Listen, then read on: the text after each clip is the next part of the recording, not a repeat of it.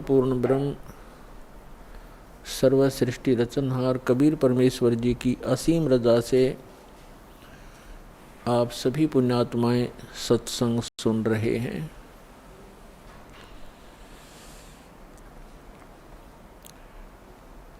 सत्संग उन्हीं पुण्यात्माओं को प्राप्त होता है जिन पर परमेश्वर की असीम रजा होती है। परमेश्वर की असीम रजा किन पुण्यात्माओं पर होती है? जो पूर्व जन्म के भक्ति युक्त होते हैं। क्योंकि मनुष्य जीवन दो प्रकार से प्राप्त होता है। एक तो पूर्व जन्म के शुभ संस्कारों के आधार से प्राप्त होता है। दूसरा टर्न वाइज होता है, एक विधान है प्रभु का, परमात्मा का, कि प्रत्येक प्राणी को 84 लाख प्रकार के प्राणियों के जीवन में एक पूरा चक्कर लगा लेने के उपरांत एक मानव शरीर अवश्य प्राप्त होता है। ये परमेश्वर कबीर जी की हम प्राणियों पर एक विशेष रजा है और जिस कारण से विवश होकर के इस काल ने हमें एक मनुष्य जीवन देना ही पड़ता है। और वो मानव शरीर ही हमारे लिए एक गोल्डन चांस होता है, एक स्वर्ण अवसर होता है शुभ कर्म करने का, दान धर्म करने का और मोक्ष प्राप्त करने का। और मानव शरीर प्राप्त करके भी हम मोक्ष प्राप्ति नहीं करते तो भारी भूल है प्राणी की। उसका कारण क्या है? उसका कारण ये है कि जो मानव शरीर प्राप्त प्राणी जो पूर्व जन्म के संस्कार से मानव शरीर प्राप्त किए हुए हैं, वो परमात्मा की भक्ति के लिए अवश्य कहीं ना कहीं जुड़ जाते हैं। चाहे वो अपनी परंपरागत साधनाएं करें या कोई गुरु बना करके उसके बताए अनुसार भक्ति करें, वो भक्ति के बिना, भगवान के बिना वो रह नहीं सकते। चाहे वो दुख में सुमरन कर रहे हों, चाहे वो सुख में कर रहे हों।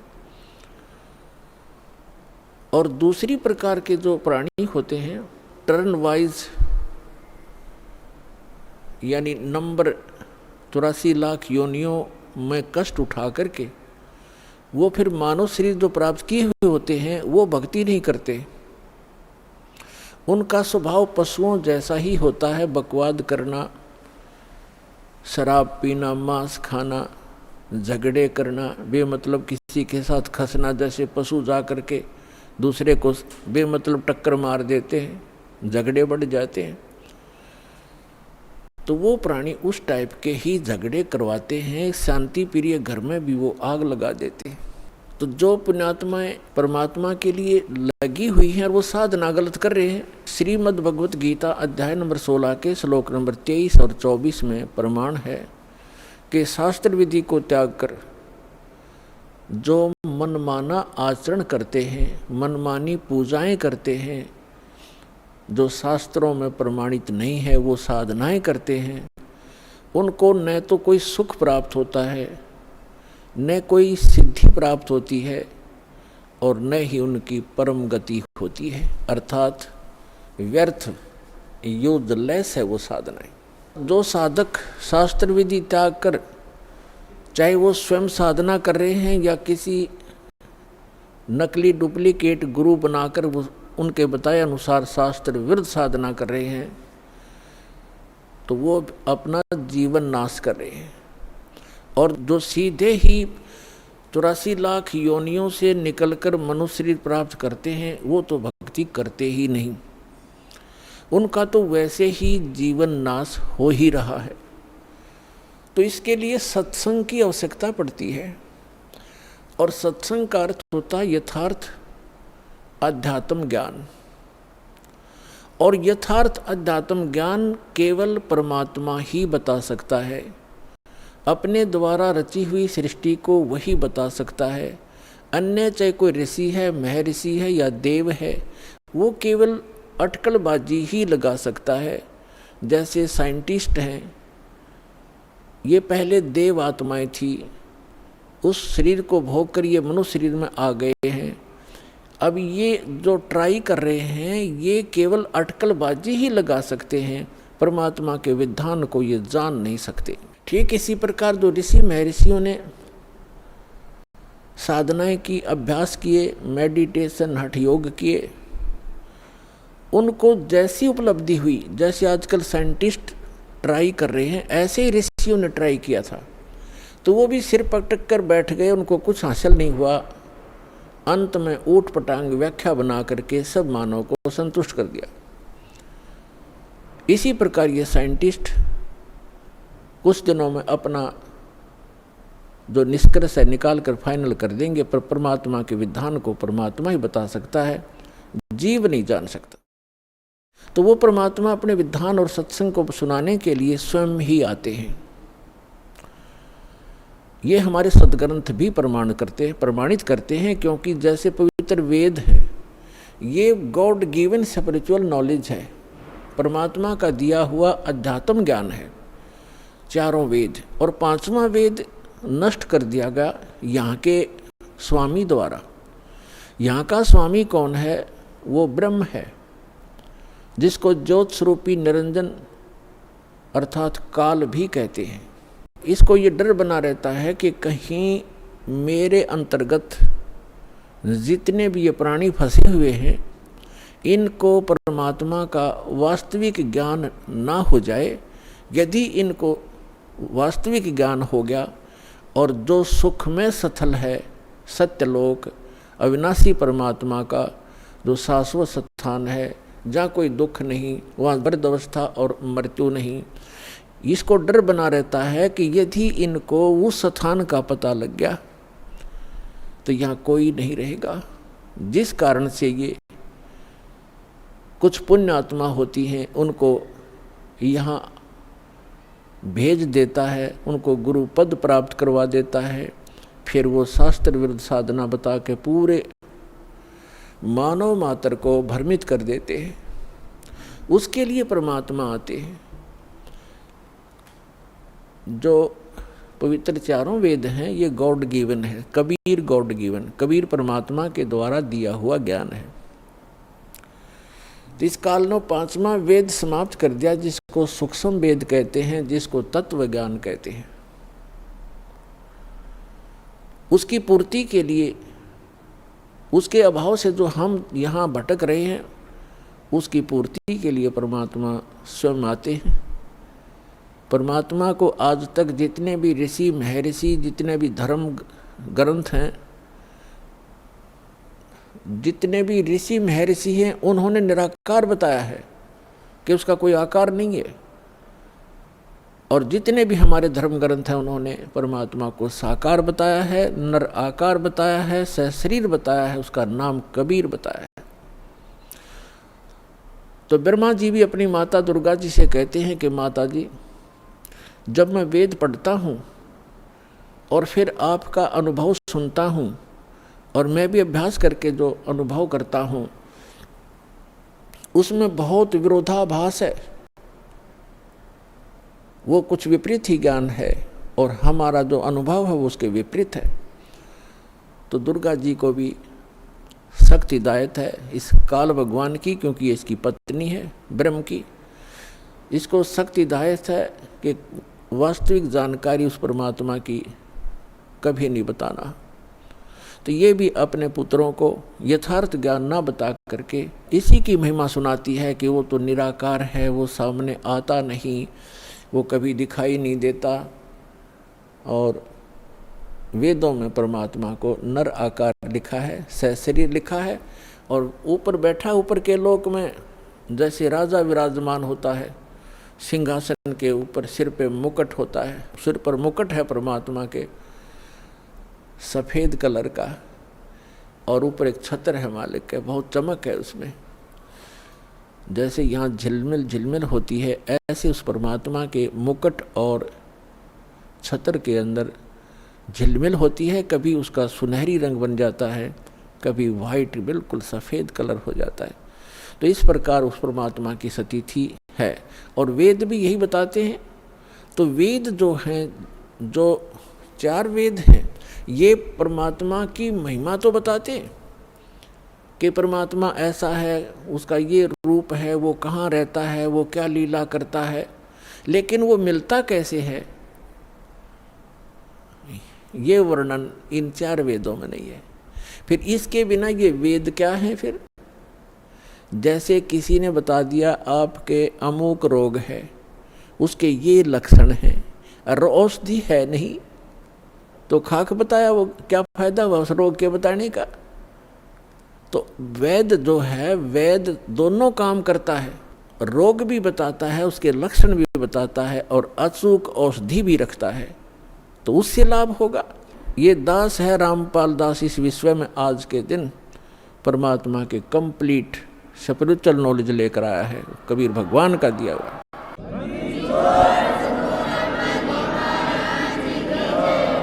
और परमात्मा स्वयं आते हैं, वो ज्ञान देते हैं। जैसे ऋग्वेद मंडल नंबर 9 सूक्त नंबर 86 के 86 के मंत्र 26 और 27 में, ऋग्वेद मंडल नंबर 9 सूक्त 54 के मंत्र 3 में, ऋग्वेद मंडल नंबर 9 सूक्त 82 के 82 के मंत्र नंबर 1, 2, 3 में, ऋग्वेद मंडल नंबर 9 सूक्त 94 के मंत्र 1 में, ऋग्वेद मंडल नंबर 9 सूक्त 95 के मंत्र 2 में, ऋग्वेद मंडल नंबर 9 और सूक्त 20 मंत्र 1 में, ऋग्वेद मंडल नंबर 9 सूक्त 1 मंत्र 8 और 9 में, ऋग्वेद मंडल नंबर 9 सूक्त 96 यानी 96 के मंत्र 16 से लेकर 20 में, और भी अनेक स्थानों पर ये स्पष्ट किया हुआ वेदों में कि वो परमात्मा ऊपर के लोकों में रहता है और वहाँ राजा के समान सिंहासन पर विराजमान है, देखने में राजा के तुल्य है, सुंदर शरीर है, नर आकार है, वहाँ से शरीर चल कर आता है, और वो 3 प्रकार से लीला करता है। अपने सभी आत्माओं को यथार्थ ज्ञान देने के लिए, हमें यहाँ धारण पोषण करने के लिए, हमारी संभाल करने के लिए वो 3 प्रकार का शरीर अपना बनाता है। एक रूप में परमात्मा स्थायी रहते हैं, ऊपर के लोक में सबसे ऊपर के स्थान पर एक बहुत बड़ा गुम्बद है, मंदिर नुमा, और उसके सेंटर में परमात्मा का तख्त है। तख्त मीन सिंहासन। जैसे कहा करते ना, दिल्ली के तख्त पर बाबर बैठा इतने सन में, तख्त मीन सिंहासन पर। तो वो बीच में बैठे परमात्मा सिंहासन पर, और सिर पर छत्र है जैसे आप ऊपर देख रहे हैं, और सिर पे मुकुट है परमात्मा के, देखने में राजा के समान है परमात्मा। वहाँ से तो एक प्रकार वहाँ उस शरीर में है, और उन परमात्मा का नर आकार है, मनुष्य सदृश है वो।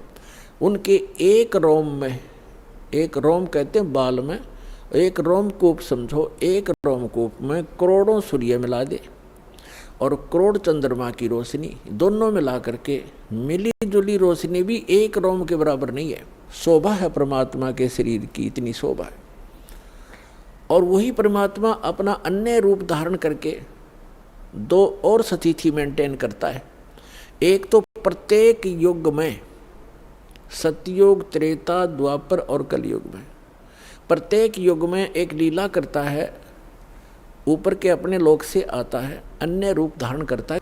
और एक कमल के फूल के ऊपर, कमल का फूल जल में होता है, कमल के फूल के ऊपर आकर के परमात्मा विराजमान हो जाते हैं नवजात शिशु के रूप में।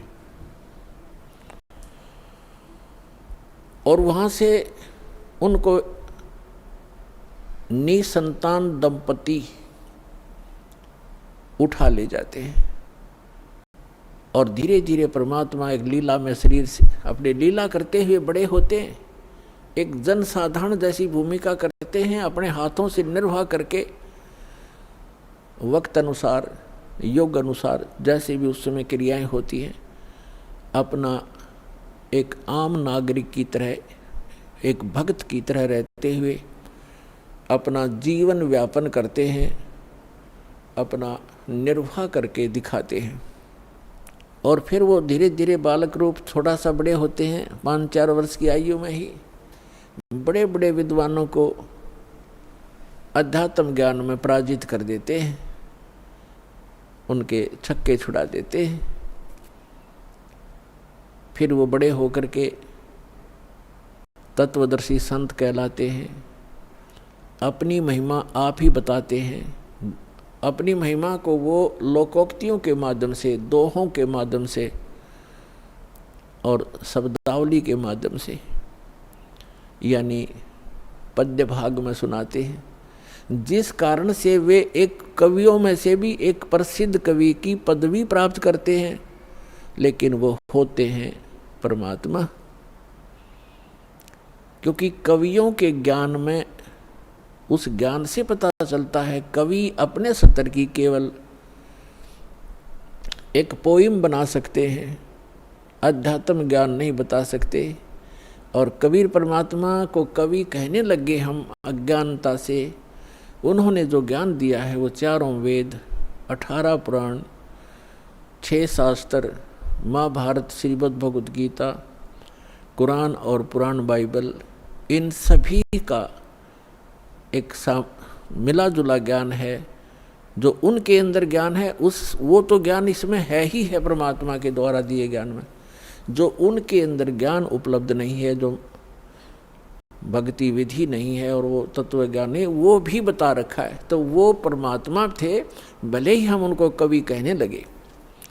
तो जिस प्रकार परमात्मा दूसरी प्रकार की जो स्थिति है, प्रत्येक युग में एक बालक रूप धारण करते हैं, धीरे धीरे बड़े होते हैं। तो उस समय जब वो बालक रूप में प्रकट होते हैं, ये भी एक उन भगवान के पहचानने के लक्षण हैं कि वो बचपन में किसी माँ का दूध नहीं पीते, कंवारी गायों का दूध पीते हैं। तो कंवारी गायों के दूध से उनके परवरिश की लीला होती है। ये वेद बताते हैं। ऋग्वेद मंडल नंबर 9 सूक्त नंबर 1 मंत्र 8 और 9 में ये दोनों प्रमाण हैं। 3 प्रकार की शरीर परमात्मा धारण करते हैं और नवजात शिशु रूप में जब प्रकट होते हैं उस समय उनकी परवरिश की लीला कंवारी गायों से होती है। और परमात्मा कबीर जी ने 600 वर्ष पहले जब वो आए थे, ये लीला की थी। उन्होंने यही लीला की थी। 25 दिन के हो गए थे, कुछ आहार किया नहीं, माता पिता चिंतित हो गए। तब भगवान शिव आए शिवपुरी से, कबीर परमात्मा के आदेश से। क्योंकि यहाँ के जैसे एक प्रांत के मंत्री होते हैं, तो जैसे प्रधानमंत्री यहाँ आएगा तो उसकी व्यवस्था यहाँ के मुख्यमंत्री और मिनिस्टर वही करवाते हैं, आगे खड़े हो जाते हैं। तो इस प्रकार ये यहाँ के मंत्री हैं। श्री ब्रह्मा जी रजोगुण विभाग के, श्री विष्णु जी सतोगुण विभाग के और श्री शिव जी ये तमोगुण विभाग के। जो नीरू और नीमा नाम के जो दुल्हा थे वो उसी जन्म में ब्राह्मण थे। गौरी शंकर और सरस्वती उनका नाम था। मुसलमानों ने उनको ज़बरदस्ती बाई फोर्स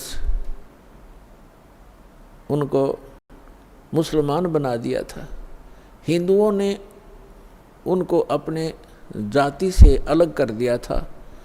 तो पहले वो उनकी रोजी रोटी कथा करके प्राप्त उस दक्षिणा से चला करती थी, वो बंद होगी। इसलिए उन्होंने जुलाहे का कार्य शुरू किया था और जिस कारण से वो जुलाहा कहलाए।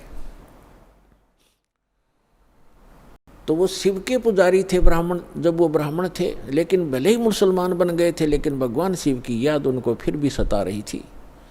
तो भगवान शिव से उन्होंने अर्ज की थी, नीरू और नीमा ने, कि हे भगवान, हे शिव जी, पहले तो हमारे कोई संतान नहीं थी, आपने दया बख्शी, कमल के ऊपर ये बालक दे दिया। अब ये खा कुछ नहीं रहा, 25 दिन हो गए, उसके मुंह की तरफ देख रहे हैं, रो रहे हैं। तो तब परमात्मा की प्रेरणा से भगवान शिव वहाँ आए और परमात्मा को गोदी में लेकर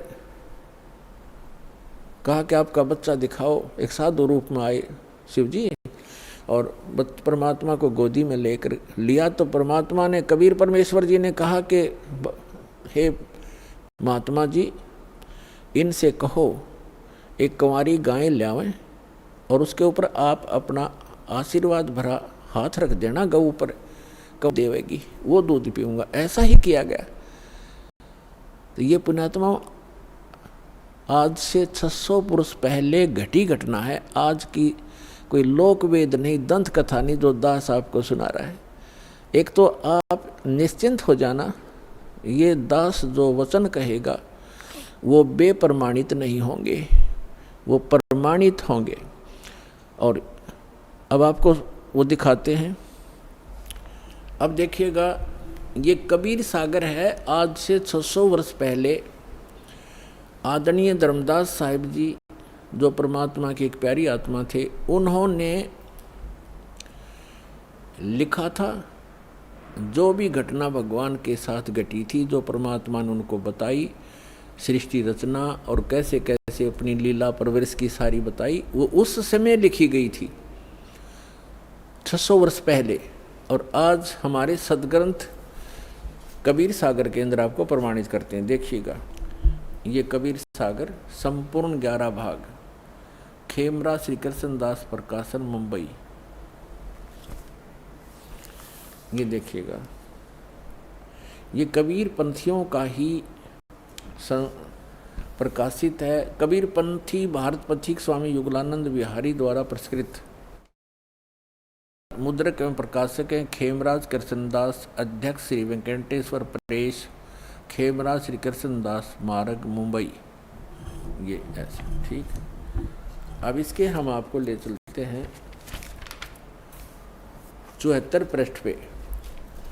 जैसे थोड़ा मौखिक बताते हैं कि परमात्मा नवजात शिशु रूप धार करके कमल के फूल पर प्रकट हुए थे।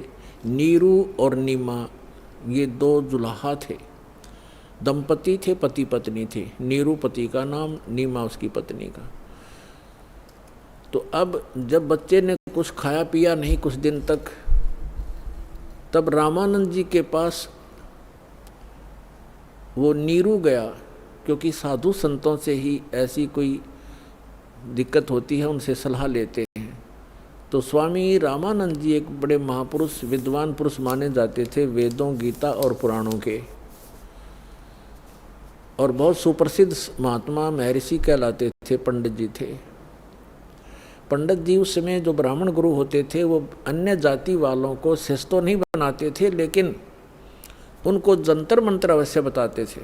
अब देखिएगा, ये कबीर सागर है, इसके 74 पृष्ठ पर ज्ञान सागर, ये ब्रैकेट के अंदर जो पृष्ठ है ये 74 पृष्ठ, और ये ज्ञान सागर नामक एक चैप्टर है। अब लिखा है, सुन जुल्हा मन भयो आनंदा, जिमी चकोर पाया निश्चंदा। यानी वो जुल्हा परमात्मा को पाकर ऐसे खुश हो गया जैसे चकोर पक्षी चांद को देखकर होता है। ले सुध चले हर्ष मन कीना, अरतासों पुन असबोल ही लीना। सुत काशी को ले चले, लोग देखण तय आव, अन्न पानी भक्सै नहीं, भखे नहीं, अन्न पानी खावे नहीं, जुल्हा शोक मनावे। अब जब परमात्मा को नीरू और नीमा लेकर आ गए, ऐसा सुंदर शरीर था परमात्मा का कि कोई बच्चा उन जैसा खूबसूरत नहीं था, जिस कारण से आसपास के नगरी के सभी लोग उसको देखने के लिए आने लगे। और नीरू और नीमा को चिंता बनी हुई थी कि बालक कुछ खा नहीं रहा, ये कुछ दिन का ही मेहमान है, वो इससे दुखी थे। देखिएगा, सुत काशी को ले चले, लोग देखने तय आव, अन्न पानी बख्शे नहीं, जुल्हा शोक मनावे। कुछ खा नहीं रहा इसलिए जुल्हा दुखी हो रहा था। तब जुल्हा मन कीन तिवाना, रामानंद सो कही उत्पाना। स्वामी रामानंद जी के पास जाकर सारा कुछ कहानी बताई। मैं सुत पायो बढ़ा गुणवंता, कारण कौन बखे नहीं संता। कि हे महात्मा जी क्या कारण है, वो कुछ खा नहीं रहा। रामानंद ध्यान तब धारा, जुल्हा सो तब वचन उचारा। ये बात कही जुल्हाए को, पूर्व जन्म में ते ब्राह्मण जाति, और हर सेवा के नहीं बल बाती, कुछ तब सेवा हर की चूका, ताते भयो जुल्हा का रूपा। प्रीति प्रभु गह तोर लेनी, ताते उद्धान में सुत तो दीना। तो पिछले जन्म में ब्राह्मण था, तो कोई भगवान की भक्ति भूल गया, कोई चूक पड़ गई तेरे ते, जिस कारण से तू ब्राह्मण से जुल्हा बन गया।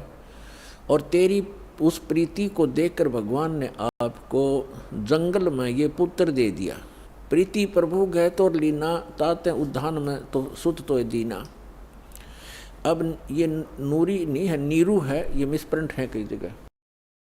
हे प्रभु जस किन हो तस पायो। अब वो नीरू कहता है जुल्हा कि मैंने जैसा किया था वो तो मुझे मिल गया, और आर्त हो तो दर्शन आया, संकट में मैं तेरे पास आया हूँ। असो कहिए उपाय गुसाई, बालक अक्सुदावंत कुछ खाई। रामानंद अस युक्ति विचारा, तुम सुत कोई ज्ञानी अवतारा। आपका पुत्र कोई विद्वान पुरुष है। बछिया जाही बैल नहीं लागा, सोले ठाड करते यागा। कहते एक बछिया ले आओ जिसको बैल ने टच ना किया हो, यानी कंवारी, अनटच्ड कंवारी। बछिया जाही बैल नहीं लागा, सोले ठाड करते ही आगा। उसके सामने खड़ा कर दो, उस बच्चे के सामने कंवारी गाय ला के। दूध चले ते थन ते, दूध ही देव छिपाई। और अक्सुदावंत होवे ताको देखवाई, फिर उसको पिला देना। जुल्हा एक बछिया ले आवा, और चलो दूत कोई मरम न पावा। चलो दूत जुल्हा हरसाना, राख छिपाई काहो नहीं जाना। अब यहाँ दूत शब्द है, ये लेखकों ने क्योंकि कुछ इसमें गड़बड़ कर दिया, जैसे ये कबीर पंथियों ने थोड़ी बहुत इसमें अपनी बुद्धि से दोबारा प्रिंट कराते समय कुछ परिवर्तन करने की चेष्टा की है। अब वो दूत कौन था? गरीबदास साहिब जी गांव छुड़ाने जिला झज्जर वाले को वही परमेश्वर उन्हें आकर के मिले। अब जैसे दास बता रहा है कि 3 प्रकार की स्थिति से वो परमात्मा हमारी सबकी संभाल करता अपने बच्चों की। और वही ऋग्वेद मंडल नंबर 9 सूक्त 1 मंत्र 8 में प्रमाणित है कि वो परमात्मा 3 प्रकार से के शरीर धारण करता है हम सबका धारण पोषण करने के लिए, हमें संभालने के लिए। तो दूसरी प्रकार की स्थिति दास आपको क्लियर कर रहा है कि एक बालक रूप धारण करके आता है। और तीसरी प्रकार की स्थिति में वो परमात्मा जहाँ चाहे कभी भी किसी साधु महात्मा संत के रूप में प्रकट होकर अपनी प्यारी आत्माओं को, अच्छी आत्माओं को मिलकर उनको तत्व ज्ञान से परिचित कराते हैं। और अपने आप भगवान को भगवान सिद्ध कराने के लिए, क्योंकि काल ने ज्ञान मिथ्या कर दिया होता है, अध्यात्म ज्ञान को नष्ट कर दिया होता है, इसलिए अपने साक्षी तैयार करता है, उन महापुरुषों को सतलोक ले जाता है, वापस छोड़ता है। तो वो तीसरी प्रकार की स्थिति में वो परमात्मा आते हैं और उन प्यारी आत्माओं को मिलते हैं। किन किन को मिले इस कलयुग में? दास के जो नॉलेज में हैं, आदरणीय धर्मदास साहिब जी को, आदरणीय मुल्कदास साहिब जी को, आदरणीय दादू साहिब जी को, आदरणीय नानक साहिब जी को, जो सिख धर्म के प्रवर्तक हैं, उनको जो परमात्मा आकर मिले हैं, जो सतपुरुष आकर मिले हैं सतलोक से, जो वहाँ जहाँ वो रहते हैं वहाँ से चल कर आते हैं, सीधे साधु रूप धारण कर लेते हैं, जिंदा महात्मा का रूप बना लेते हैं। आदरणीय गरीबदास साहिब जी को गांव छुड़ानी जिला झज्जर हरियाणा वाले को, आदरणीय गीसा दास साहिब जी गांव खेखड़ा जिला मेरठ उत्तर प्रदेश वाले को, इन महापुरुषों में से परमात्मा ने आदरणीय गरीबदास साहिब जी को पुनः वो कंप्लीट स्पिरिचुअल नॉलेज दिया है। किस लिए? कि काल ने कहा था कि जब तक कलयुग निकट आवेगा आपका समय 5500 वर्ष, तब तक मैं सभी आपके नाम से 12 तो कबीर पंथ चलाऊंगा और अनेक पंथ चलाऊंगा जो आपके ज्ञान को मिथ्या कर देंगे।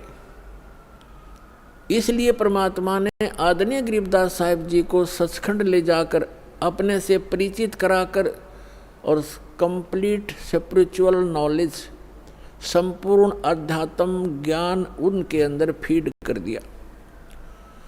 उस पुण्यात्मा ने गरीबदास साहिब जी ने अपने मुख कमल से बोल बोल के वो लिखवाया।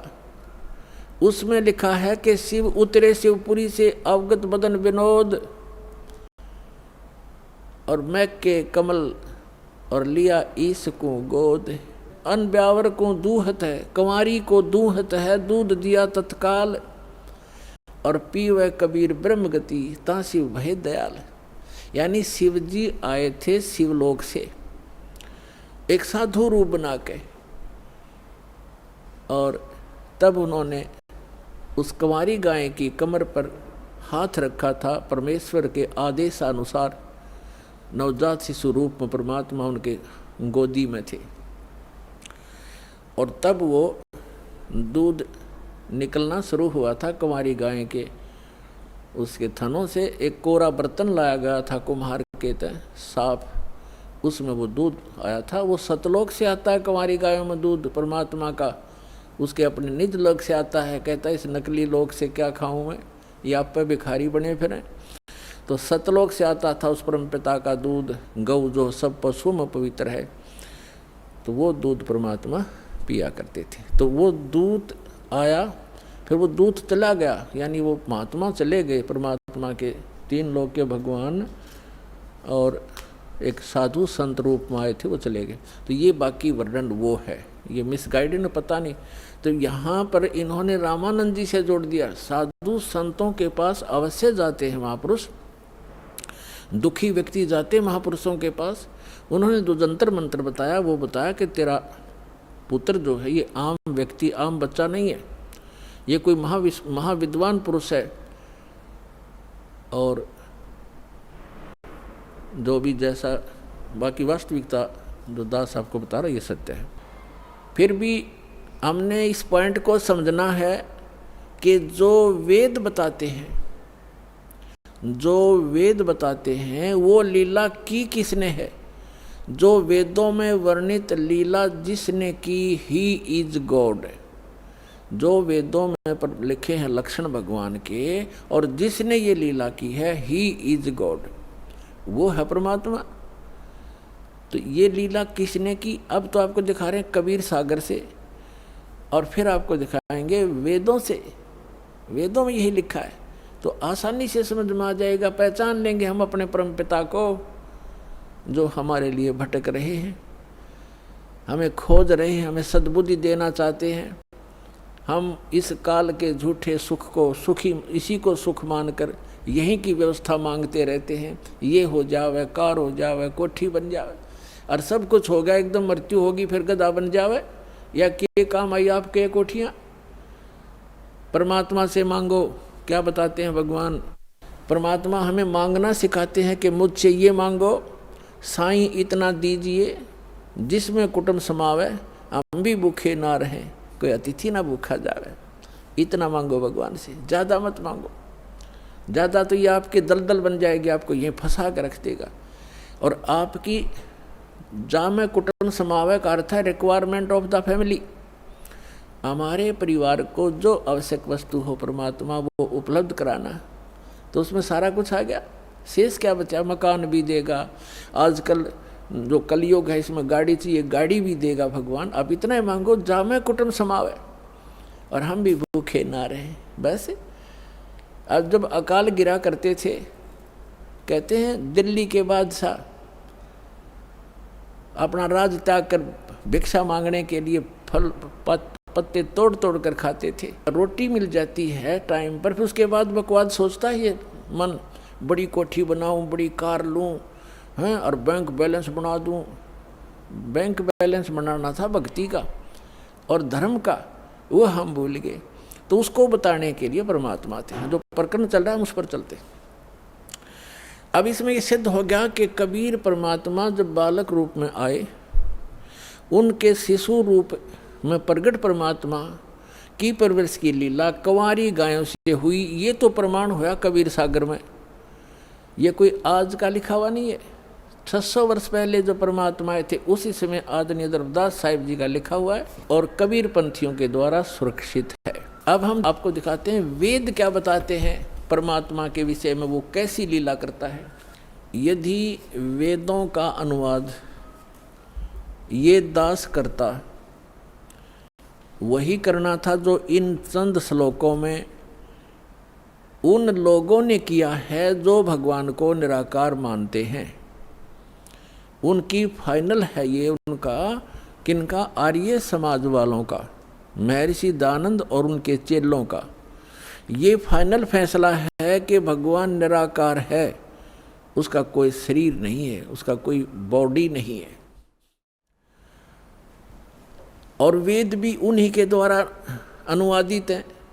ये चंद श्लोकों में परमात्मा ने उनकी दुर्बुद्धि पर पत्थर डाल दिए और एज इट इज अनुवाद करवा दिया जो वेद का होना चाहिए था।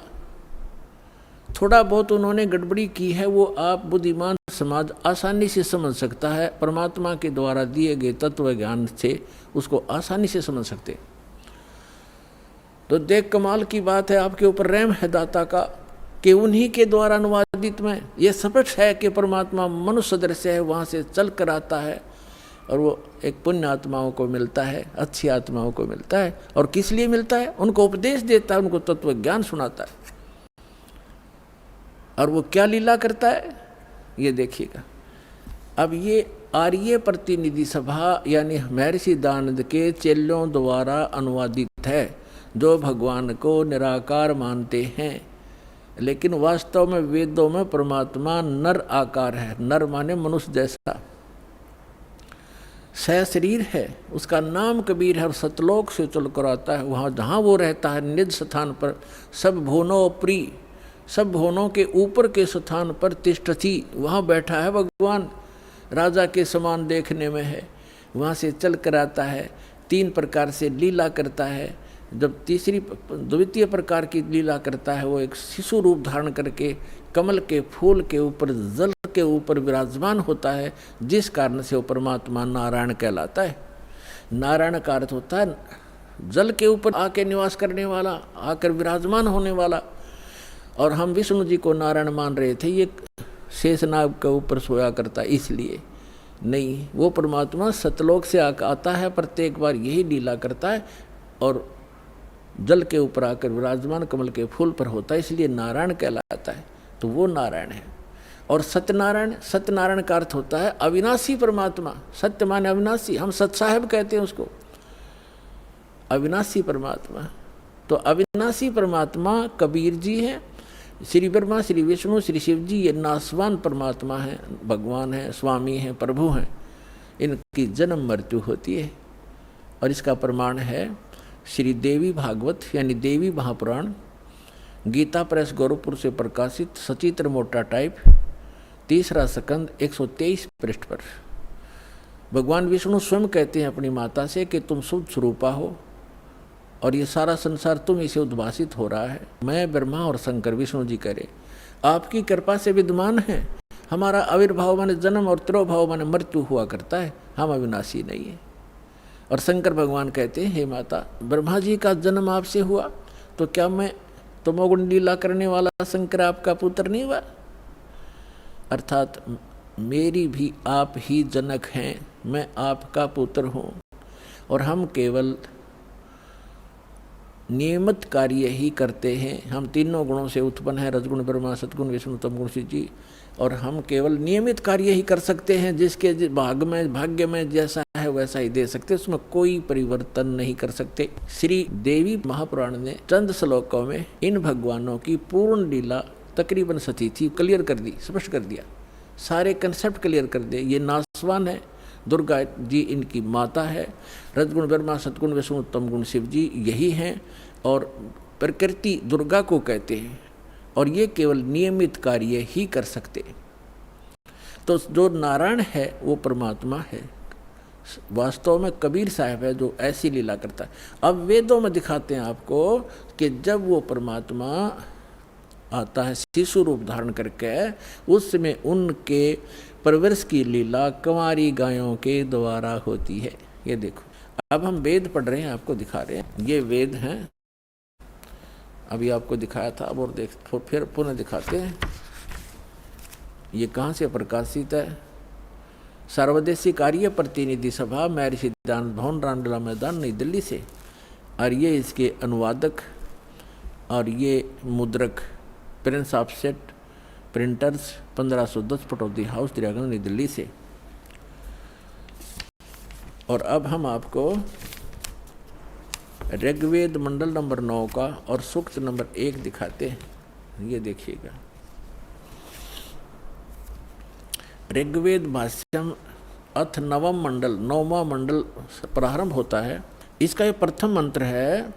इसमें क्या लिखा है कि हे सोम स्वभाव परमात्मन, यानी परमात्मा की महिमा चल रही है। सोम माने परमात्मा, सोम, ये भी ध्यान रखना, अभी आगे चल के आपको ये हेल्प करेगा इस ज्ञान को समझने में।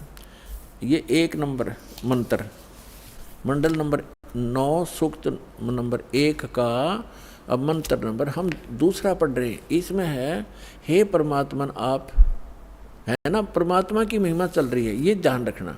अब तीसरे मंत्र में हे परमात्मन, चौथे मंत्र में हे परमात्मन आप, है ना, महिमा भगवान की।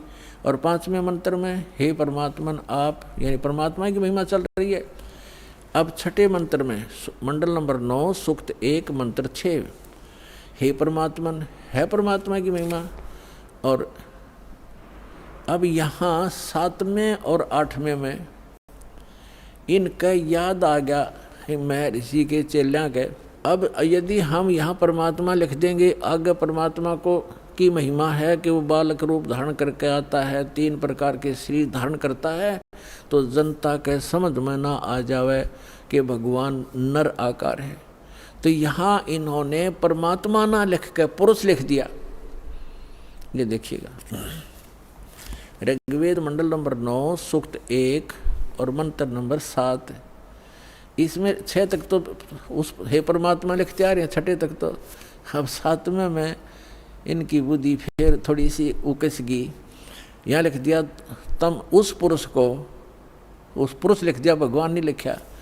अच्छा, यहाँ तीसरा फिर उस पुरुष को। अब ये पुरुष और कंसेप्ट क्लियर करना पड़ेगा, पुरुष माने परमात्मा होता है। अब देखो महर्षि दयानंद के द्वारा ज्ञान दिया गया है कि परमात्मा निराकार है, और जिसको माना है आर्य समाज के व्यक्तियों ने, और पूरा विश्व ही माने बैठा है भगवान निराकार है। अब महर्षि दयानंद को हम छोड़ देंगे, क्योंकि हमने वेदों से प्रमाणित करना है कि वेद क्या कहते हैं। यजुर्वेद उन्हीं के द्वारा अनुवाद है, महर्षि दयानंद के द्वारा। यजुर्वेद अध्याय नंबर 40 के ज्ञान परमात्मा ने दिया, उस पूर्ण परमात्मा ने इसके अंतःकरण में फीड कर दिया। उस मालिक ने जो इसमें लिखना था वो लिख दिया, ताकि हम आसानी से समझ सकें।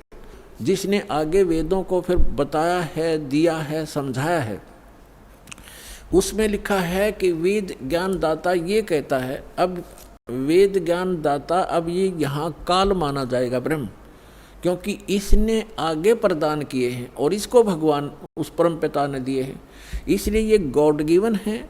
और आगे जो इसने दिया है वो इस ब्रह्म के द्वारा दिए गए, इसलिए ये ब्रह्म गिवन भी कहे जाते हैं, गीता और ये दोनों वेद। तो यहाँ 40वें अध्याय के 15वें श्लोक में ये खुद कहता है कि मेरा ते कोम नाम है, और 17वें में भी यही स्पष्ट करता है कि मेरा ते कोम नाम है। और वो परमात्मा गुप्त है, वो पुरुष माने परमात्मा पूर्ण ब्रह्म ऊपर रहता है, वो गुप्त है। ये देखना, यजुर्वेद उठा लिया, ऋग्वेद रख दिया, और महर्षि दयानंद सरस्वती ये वही है। सार्वदेशी कार्य प्रतिनिधि सभा, महर्षि 2/5 महर्षि दयानंद भवन, रामलीला मैदान, नई दिल्ली से। यजुर्वेद आर्य भाष्य, महर्षि दयानंद सरस्वती, मुद्रक है Prince offset printers 1510 Pataudi house, Daryaganj, नई दिल्ली से। ये यहाँ से छपा है। यजुर्वेद का अंतिम अध्याय है 40वां। इसमें टोटल 40 अध्याय हैं, 40 ओनली। और इसमें 40वें अध्याय में 17 मंत्र हैं, और इसमें पूरे यजुर्वेद का लगभग निष्कर्ष है। अब देखो, ये यजुर्वेद अध्याय नंबर 44, 40वां अध्याय है।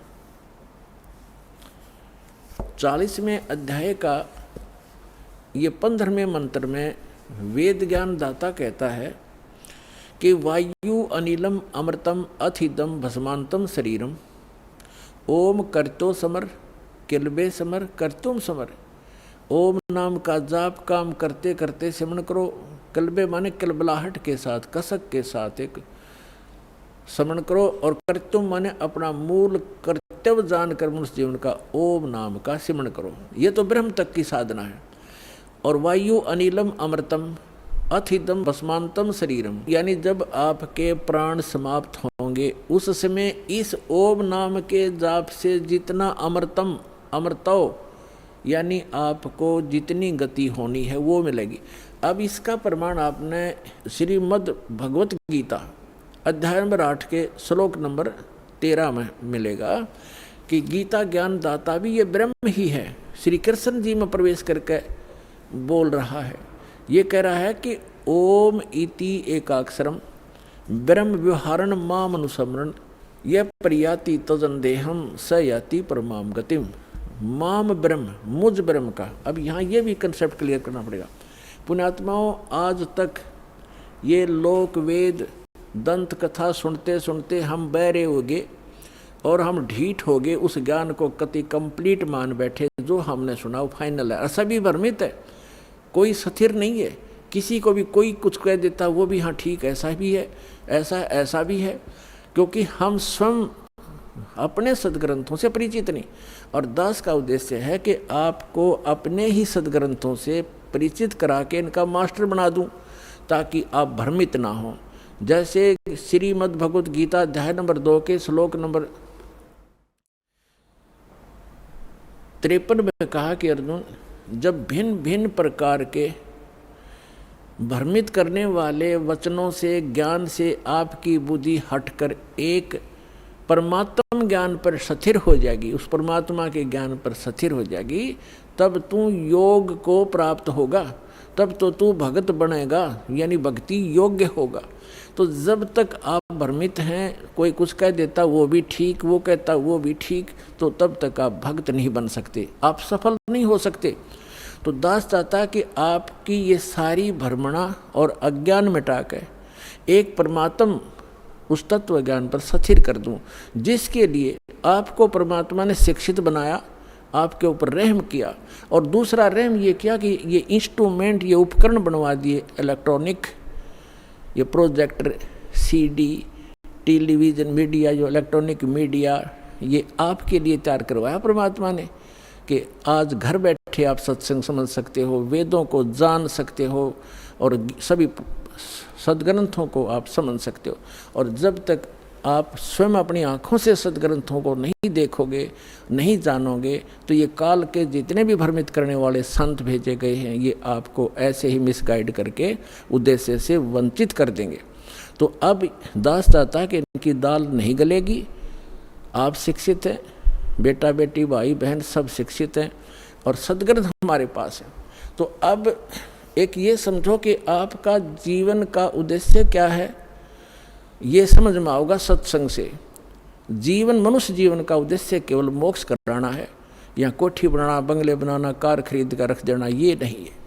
ये तो एडिशनल है, बाई प्रोडक्ट है भक्ति का, जो दास आपको भक्ति देगा परमात्मा की दी हुई। इस साधना से आप जो सुख वैसे सारा जीवन खोजने में लगे रहते हो, प्राप्त करने में, वो नहीं मिलते। तो इस भक्ति का वो बाई प्रोडक्ट है, वो तो आपको वैसे ही मिलेंगे। जैसे किसान गेहूं बीजता है, उसका उद्देश्य भूस बनाना नहीं होता, उसका उद्देश्य कनक लेना होता ताकि जीवन रक्षा हो, और भूस तो अपने आप बन जाता है। भूस तो अपने आप बनता हो तो बनेगा ही बनेगा। तो दास जो आपको शास्त्र अनुकूल साधना बता रहा है, उससे संसारिक सुख तो अपने आप होंगे ही होंगे, आप मांगो चाहे मत मांगो, ये तो एक साधन ऐसा है। तो इसलिए आप जी को सब सदग्रंथों से परिचित कराना अनिवार्य है। अब ये जो यजुर्वेद अध्याय नंबर 40 के मंत्र नंबर 15 और 17 को समझने के लिए ये श्रीमद् भगवत गीता आपका घना सहयोग देगी, क्योंकि श्रीमद् भगवत गीता चारों वेदों का सारांश है और सिंपल लैंग्वेज में है, वेदों से भी सिंपल लैंग्वेज में है ये। तो इससे हम देखेंगे, देखिएगा, ये श्रीमद् भगवत गीता गीता प्रेस गोरखपुर से प्रकाशित, ये गीता प्रेस इस जयदयाल गोविंद का इसके अनुवादक हैं, गीता प्रेस गोरखपुर से ये प्रकाशित है। अब आपको दिखाते 8वें अध्याय का 13वां श्लोक, ये देखिएगा, अध्याय नंबर 8 और श्रीमद् भगवद गीता अध्याय नंबर 8 और श्लोक नंबर ये 13 है। हम संस्कृत पढ़ेंगे, हम पढ़े हैं, शिक्षित हैं, हम पढ़े लिखे हैं। ओम इति एकाक्षरम ब्रह्म व्यवहारण माम अनुसमरण ये प्रियाति तजंदेहम स याति परमाम गतिम। 13वां, इसका अर्थ है कि माम ब्रह्म, जो गीता ज्ञानदाता श्री कृष्ण में बोल रहे हैं, माम ब्रह्म, मुझ ब्रह्म का, ओम इति एकाक्षरम, ये ओम एक अक्षर है, नथिंग एल्स, और व्यवहारण अनुसमरण उच्चारण करके सिमरण करता हुआ, ये प्रियाति तजंदेहम, सांस यानी शरीर छोड़कर जाते समय भस्मांतम शरीरम, वेद में यजुर्वेद अध्याय नंबर 40 के मंत्र नंबर 15 में भस्मांतम शरीर लिखा है, और इसमें लिखा है ये प्रियाति तजंदेहम स याति परमाम गतिम, ओम से मिलने वाली जो परम गति है वो इस तरह प्राप्त होगी, मुझ ब्रह्म का, माम ब्रह्म, मुझ ब्रह्म का, ओम इति एक अक्षरम, ये ओम एक अक्षर है, सुमन करता हुआ, उच्चारण करके सुमन करता हुआ, ये प्रियाति तजंदेहम, जो शरीर छोड़कर जाता, स याति परमाम गतिम, वो परम गति को प्राप्त होता, ओम से मिलने वाली परम गति। ओम से मिलने वाली कौन सी परम गति है? ब्रह्मलोक प्राप्त होता है, क्योंकि ये ब्रह्म का सिमरण है, मंत्र है। और 8वें अध्याय के 16वें श्लोक में गीता जी में लिखा है कि ब्रह्मलोक में गए हुए प्राणी भी पुनर्जन्म मृत्यु में आते हैं, वो भी पूर्ण मोक्ष प्राप्ति नहीं करते। लेकिन ये कंसेप्ट जो आज इतना ही क्लियर करना था कि ये ओम मंत्र ये ब्रह्म का है। और गीता ज्ञानदाता 8वें अध्याय के 1 में अर्जुन ने प्रश्न किया कि आपने जो 7वें अध्याय के 29वें श्लोक में जिस तत्ब्रह्म की जानकारी दी है, वो तत्ब्रह्म कौन है कि जिसको जानकर प्राणी केवल जरा और मरण से यानी बुढ़ापे के दुख और मृत्यु से छूटने का ही प्रयत्न करते हैं। तो वो किम तत्ब्रह्म, जिसको जानने के बाद प्राणी यहाँ की किसी वस्तु की इच्छा नहीं करता। गीता ज्ञानदाता ने 8वें अध्याय के 3रे श्लोक में कहा कि वो परम अक्षर ब्रह्म है, वो तो परम अक्षर ब्रह्म है, यानी गीता ज्ञानदाता से अन्य वो सुप्रीम पावर है। तो श्रीमद् भगवद गीता अध्याय नंबर 15 के श्लोक 1 से लेकर 4 में, 16 और 17 में स्पष्ट किया हुआ है। इन पूरे ब्रह्मांड की एक सतिथि बताई है कि उल्टा लटका हुआ संसार रूपी वृक्ष है, ऊपर को जो जड़ है वो तो पूर्ण परमात्मा है, सबका धारण पोषण करने वाला वो परम अक्षर ब्रह्म है। और जमीन से जो बाहर दिखाई देता है वो तना, वो जड़ तो परोक्ष है, गुप्त है, हिडन है, छुपी हुई है, और बाहर जो दिखाई देता है वो वृक्ष कहलाता है। तो परमात्मा ने खुद आकर अपनी वाणी में बोला है, अक्षर पुरुष एक पेड़ है, और सर्वपुरुष यानी ज्योति निरंजन वाह की डार, और तीनों देवा शाखा हैं, ये पात रूप संसार। और पेड़ जो जड़ है वो गुप्त है, तो जो जमीन से बाहर दिखाई देता तना उसको अक्षर पुरुष समझो, आगे उसके एक मोटी डार निकलती है उसको सर्वपुरुष समझो, उसके 3 शाखाएं हैं, रजगुण ब्रह्मा, सतगुण विष्णु, तमगुण शिव जी रूपी, ये शाखाएं समझो, और पात रूप हम सब संसार समझो। तो वृक्ष का पालन कहाँ से होता है? मूल से, जड़ से। तो श्रीमद् भगवद गीता अध्याय नंबर 1 से लेकर 4 और 16 और 17 मंत्र में ये स्पष्ट किया गया है कि तत्वदर्शी संत की पहचान भी बताई है कि तत्वदर्शी संत वो होगा जो इस उल्टे लटके हुए संसार रूपी वृक्ष के सभी विभागों को भिन्न भिन्न बता देगा। ये पहले तो परमात्मा आए थे, तत्वदर्शी संत की भूमिका भी वही करके जाते हैं, इसलिए वो एक प्रसिद्ध कवि भी कहलाते हैं, लोकोक्तियों के माध्यम से, कविताओं के माध्यम से ज्ञान सुनाते हैं। तो उन्होंने 600 वर्ष पहले बताया था अक्षर पुरुष एक पेड़ है, और सर्वपुरुष वा की डार, और तीनों देवा शाखा हैं, ये पात रूप संसार। अब वो जड़ कौन बताओगा? जड़ तो उन्होंने गुप्त छोड़ दी, इस दास को भेजा कि वो जड़ कौन है? वो कबीर साहब है, वो परम अक्षर ब्रह्म है, वो मूल। तो 15वें अध्याय के गीता जी के 1 से 4 का अर्थ है कि हे गीता ज्ञानदाता कहता है कि अर्जुन, तत्वदर्शी संत की यह पहचान होगी कि उस संसार रूपी वृक्ष के सभी पार्ट्स को, सभी विभागों को, तना, डार, पत्ते, जड़ कौन है। तो जो बताता है सवेदवित, वो तत्वदर्शी संत है। उसके पश्चात तत्वदर्शी संत की प्राप्ति के पश्चात परमेश्वर के उस परम पद की खोज करनी चाहिए, जहां जाने के बाद साधक लौटकर कभी संसार में नहीं आते। और जिस परमेश्वर ने सारे ब्रह्मांडों की रचना की, और केवल उसकी भक्ति करना, मेरी भी नहीं करना। यदि पूर्ण मोक्ष चाहता है, जहां जाने के बाद फिर लौट कर नहीं आते, वहां जाना चाहता है। और फिर 15वें अध्याय के 16 और 17 बताया है कि 3 पुरुष हैं, सरपुरुष और अक्षर पुरुष। सरपुरुष तो ये ज्योति निरंजन काल है, अक्षर पुरुष उसका तना समझो, जो 7 संग ब्रह्मांड का स्वामी है, और सरपुरुष केवल 21 ब्रह्मांड का स्वामी है। और उसके 3 शाखा हैं जो वृक्ष के, वो रजगुण ब्रह्मा, सतगुण विष्णु, तम गुण शिव जी रूपी समझो। और फिर बताया है 15वें अध्याय के 17वें श्लोक में कि उत्तम पुरुष है तू अन्य परमात्मा इति उदाहरते। उत्तम पुरुष तो कोई और है, जिसको भगवान कहते हैं, परमात्मा कहते हैं, वही तीनों लोकों में प्रवेश करके सबका धारण पोषण करता है। अवय ईश्वर है, वो अविनाशी परमेश्वर है, सबका धारण पोषण वही करता है। जैसे मूल से, जड़ से पूरे पेड़ की, वृक्ष की पोषण होता है, परवरिश होती है। तो यहाँ ये स्पष्ट किया है। और कई आपको भ्रमित कर देंगे कि गीता अध्याय नंबर 15 के श्लोक नंबर 18 में गीता ज्ञानदाता कहता है कि मैं लोक वेद में पुरुषोत्तम प्रसिद्ध हूँ। तो पुण्यात्माओं, वहाँ ये क्या कहता है कि मेरे अंतर्गत जितने भी प्राणी हैं 21 ब्रह्मांड में, इनसे मैं श्रेष्ठ हूँ, इनसे मजबूत हूँ, इनसे बलवान हूँ, ताकतवर हूँ, बुद्धिमान हूँ। इसलिए लोक वेद में इस दंत कथा के आधार से मैं पुरुषोत्तम प्रसिद्ध हूँ। आई एम नॉट पुरुषोत्तम, क्योंकि उसने तो 15वें अध्याय के 17वें श्लोक में स्पष्ट कर दिया कि पुरुषोत्तम तो कोई और है, उत्तम पुरुष है तू अन्य परमात्मा इति उदाहरते। तो कहने का भाव ये है पुण्यात्माओं, एक तो 2 परमात्मा से दोगे। गीता अध्याय नंबर 18 के श्लोक नंबर 62 में और 66 में गीता ज्ञानदाता स्वयं कहता कि अर्जुन, तू सर्वभाव से उस परमेश्वर की शरण में जा, उस परमेश्वर की कृपा से ही तू परम शांति को और सनातन परम धाम को प्राप्त होगा। यानी परम शांति चाहिए और शाश्वत स्थान जहाँ जाने के बाद फिर लौटकर कभी संसार में नहीं आते, वो चाहिए।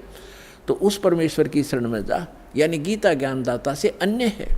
और फिर उसके विषय में बताया कि 4 अध्याय के 32 और 34 मंत्र में स्पष्ट किया है कि वो परमात्मा अपने मुख कमल से आके एक ज्ञान देता है, वो तत्व ज्ञान है।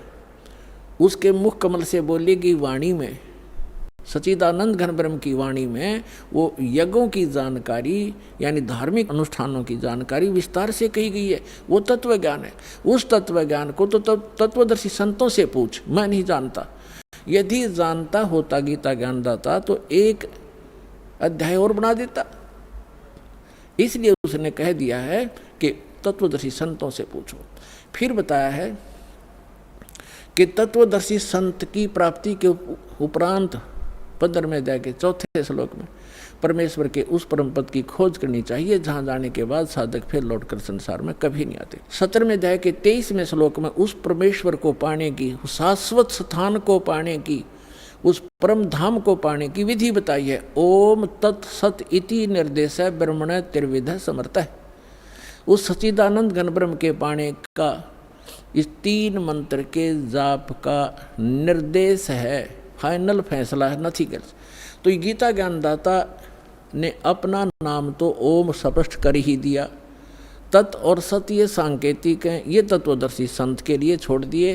तो वो तत्वदर्शी संत ये रामपाल दास सतलोक आश्रम बरवाला जिला हिसार में है। इसके पास वो कंप्लीट कोर्स है। तत् और सत ये सांकेतिक हैं। तत् ये सरपुरुष का मंत्र है, ये अन्य मंत्र है, तत् नहीं है, अन्य मंत्र है। और सत ये परम अक्षर ब्रह्म का मंत्र है, जाप है, वो अन्य मंत्र है। उसको सार शब्द भी कहते हैं, सार नाम भी कहते हैं, आदि नाम भी कहते हैं। तो ये कंप्लीट कोर्स है उस परमेश्वर के पाने का। और वो कंप्लीट कोर्स उस तत्व ज्ञान के अंदर है जो परमात्मा ने स्वयं आकर बोला है। उसमें कंप्लीट ज्ञान है, कंप्लीट कोर्स है। प्रथम मंत्र सतनाम, फिर सार नाम, इससे मोक्ष होगा। वो साधना इन वेदों में नहीं है। वेदों में परमात्मा की महिमा है। परमात्मा कबीर जी ने 600 वर्ष पहले अपनी अमृतवाणी में तत्व ज्ञान में कहा था कि वेद मेरा भेद है, मैं ना मिलूं वेदन के माही, और जौन वेद से मैं मिलूं, ये वेद जानते नहीं। ये चारों वेद मेरी महिमा का गुणगान करते, लेकिन इन वेदों में वर्णित विधि से मेरी प्राप्ति नहीं हो सकती। और जिस ज्ञान से, जिस वेद से, उस तत्व वेद से मैं मिलूं, वो ज्ञान इन वेदों में नहीं, ये वेद जानते नहीं। वेद मेरा भेद है, मैं ना मिलूं वेदन के माही, और जौन वेद से मैं मिलूं, ये वेद जानते नहीं। उसको बताने के लिए स्वयं परमात्मा